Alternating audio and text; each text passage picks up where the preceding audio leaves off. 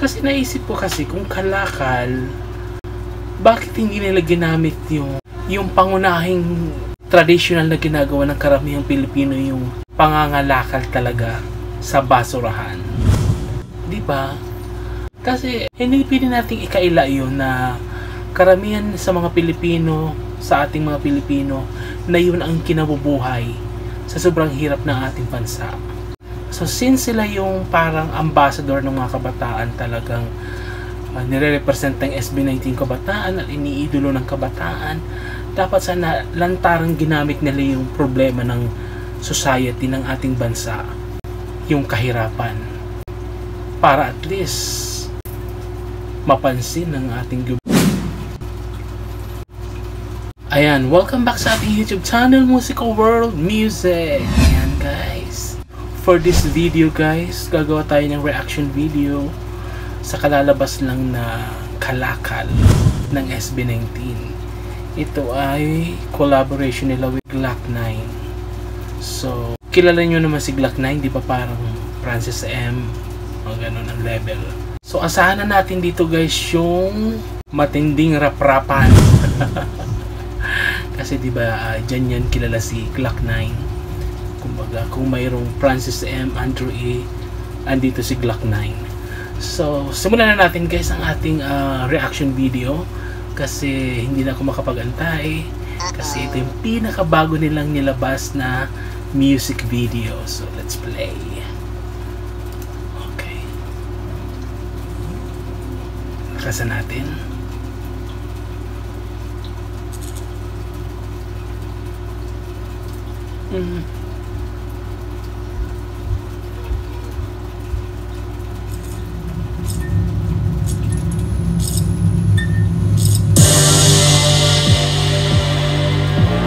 Intro pa lang guys.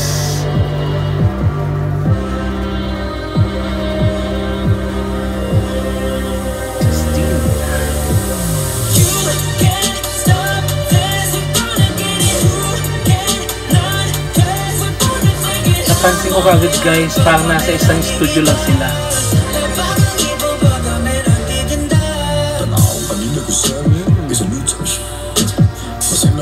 Mabungat sige. Sabi sila masuko pag makita nila ikaw nagpagka-real. Nakarinig ka naman ng kwan, yung nag-rap ng isang di makabasa pinggan. Boss nga'y anghel pakinggan, mga salita'y nakikipagsundukan. Alam ko natutuwa ako kay Justin, kasi pag siya ang nagra-rap talaga, parang unsocial pakinggan. Yun, dati pa napapansin ko siya pag nagra-rap talaga siya.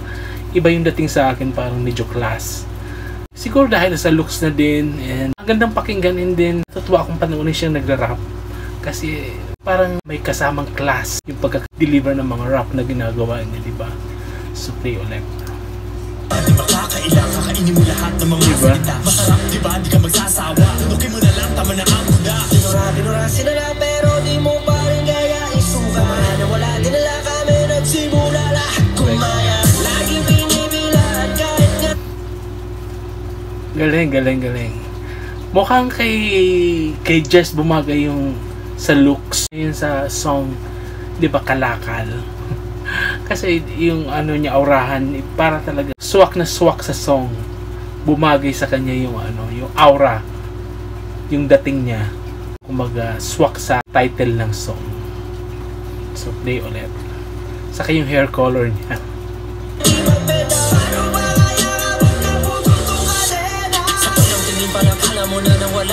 Oh, Stel. Lahat na lang talaga si Stel. Sobrang versatile ni Nagdal.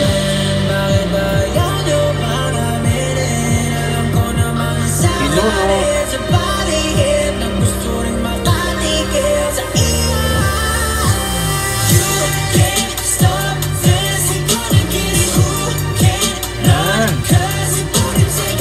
Hindi pwedeng walang galawan, walang sayawan. Porte yan ng ano, SB19.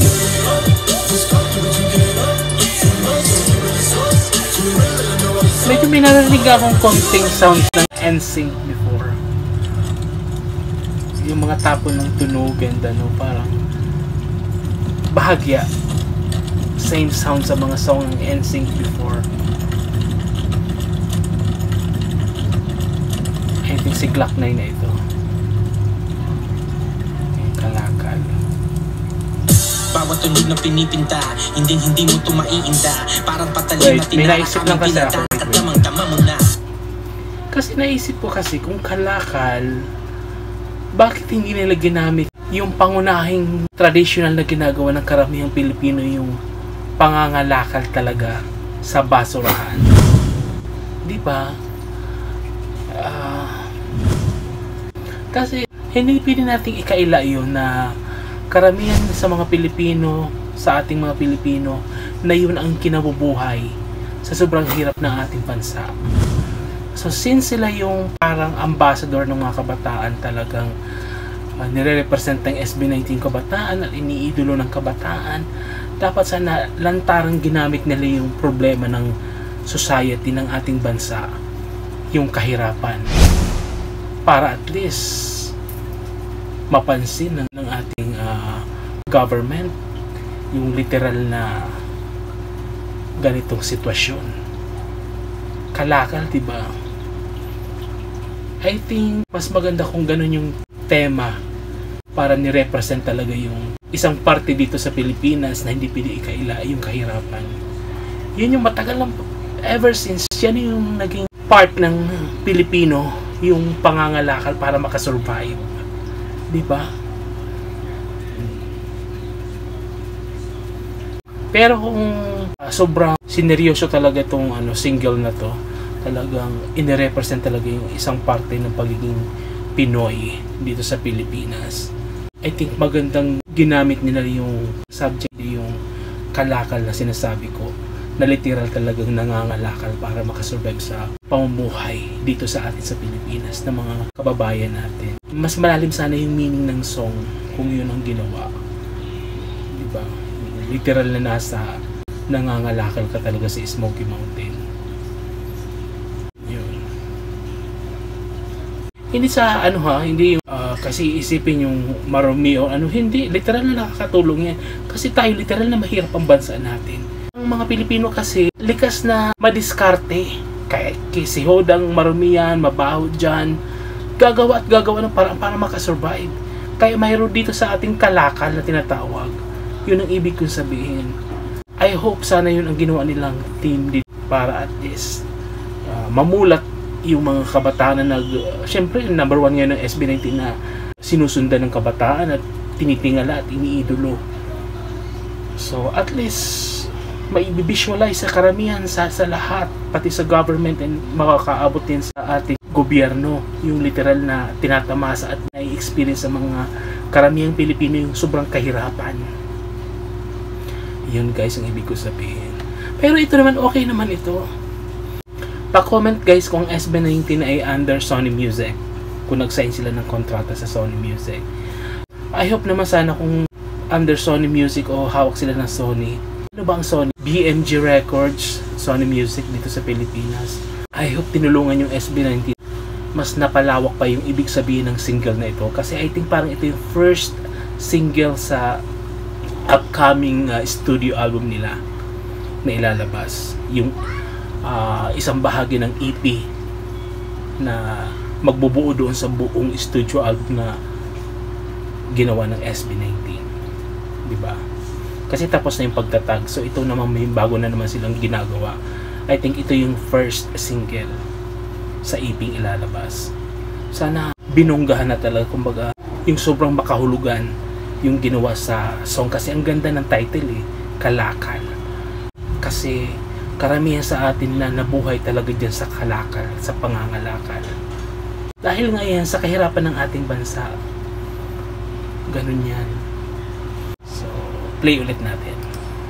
Namin pag kami ang parating, tulad ng iyong pinagbigyang hiling, makikita na lamang ang iyong sarili na sumasang-ayong umiilang. Tinang ulit pa ang humaang panahon, namin nalulung, di makukulong sa kahon. Diba? Panagundong na parang gulong na pisong sa isa parang Krista and Crazy Bone. Wala nang iba pa, itaya mo na lahat ang kayang ikasa. Wala nang kaharang at di namin kaya daanan, kasi mapapalaba kaya na dapat alam mo na.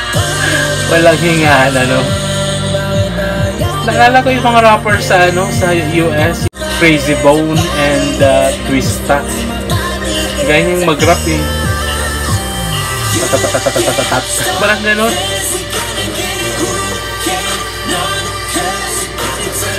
Okay, just tignan nyo yung itsura ni Just. Talagang bagay sa kalakal. Yung may color yung hair niya. Sobra ako natutuwa dyan sa itsura ni Josh. Yung may color yung hair, parang ang kalahati blonde, di ba? Kasi di ba pag lumaki ka sa tabi ng dagat, yung mga bata nung panahon, ganyan literal yung mga buhok nagiging blonde. Sa siyempre, pag parati kang naliligo sa dagat, hindi mo na nahuhugasan yung buhok mo ng maayos, tapos mabibilad sa araw, nagiging literal na blonde. Na kahit hindi ka naman nagpa-hair color, nagiging ganyan yung itsura ng buhok mo. Yun yung sila nakikita ko sa mga nagkakalakal before na ang color ng buhok ay ganyan, naka-blonde, tapos yung mga damit ay ganyan. Yung itsura mismo ni Josh, parang bagay na bagay doon sa team ng kalakal. Diba, nakakatuwa. So, balikan na natin to.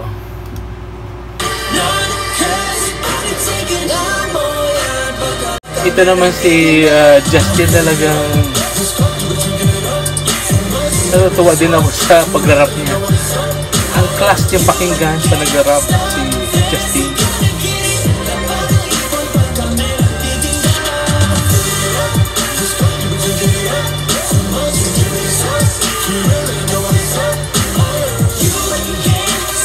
Lutang na lutang yung bonus ni ni Ken.